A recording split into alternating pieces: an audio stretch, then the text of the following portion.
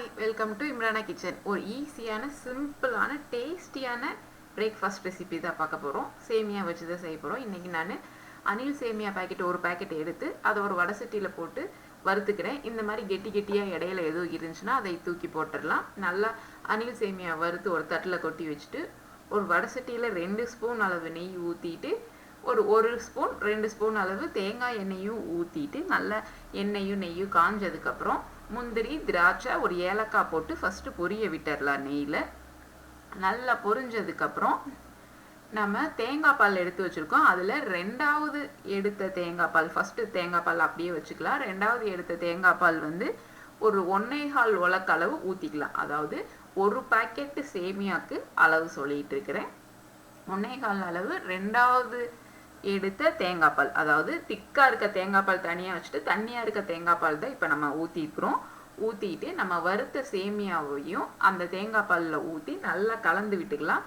சேமியா நல்லா அந்த செகண்ட் எடுத்த தேங்காய் பாலில் வேகணும், நல்லாவே குக் ஆகிடணும் சேமியா.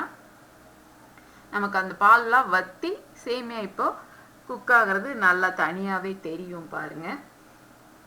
இந்த அளவுக்கு சேமியா வெந்துருச்சு. இப்போ நல்லா பால்லாம் வற்றி சேமியா வெந்துருச்சு. இந்த டைமில் ஒரு 10 டீஸ்பூன் அளவு சுகர் ஆட் பண்ணிக்குவோம்.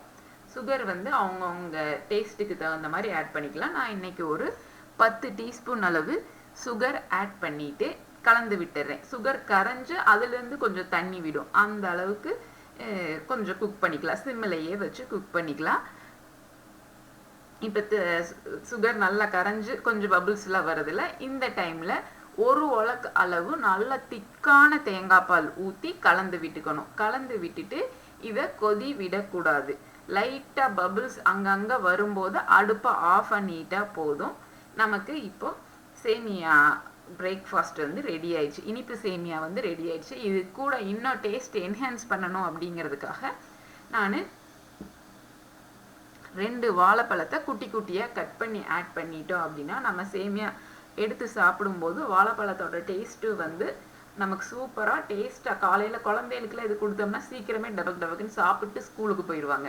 சாப்பிடாம ஸ்கூலுக்கு போகிற குழந்தைகளுக்கு இந்த மாதிரி செஞ்சு கொடுத்தோம்னா ஒரு ஃபில்லிங்காக இருக்கும். நீங்களும் ட்ரை பண்ணி பாருங்கள்.